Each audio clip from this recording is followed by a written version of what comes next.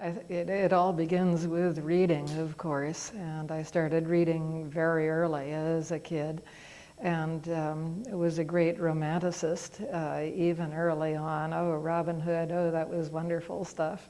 But when I was a child, we would go to the library and I'd take out 5 books and just sop them up and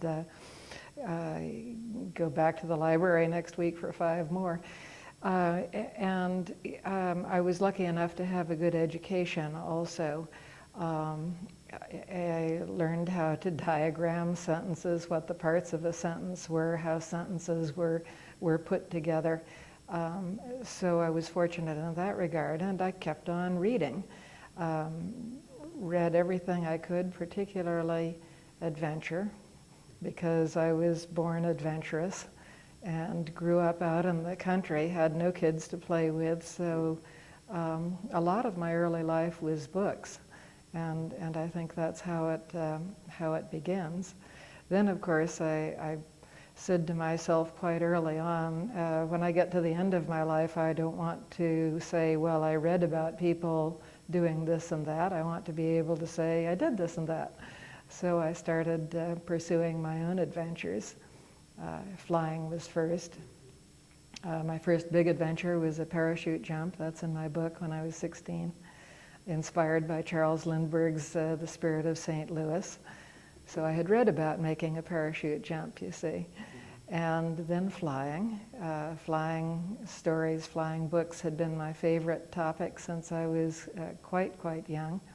And I did fly and soloed when I was 16, and by the time I got out of college had a commercial and flight instructor's rating.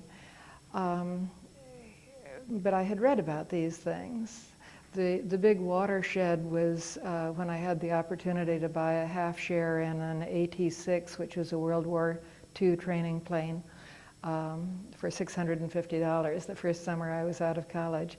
And I looked at it and I thought about air traffic control and busy aerospace and how hard it would be to find room to do loops and slow rolls and whatnot. And I bought a Jaguar XK120 instead.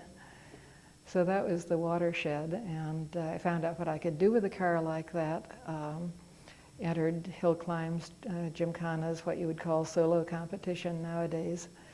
And it's in the book. At the time of my first real speed event, the Ellenville Hill Climb in, would have been 1961, I guess, I thought, I've never read about anything like this.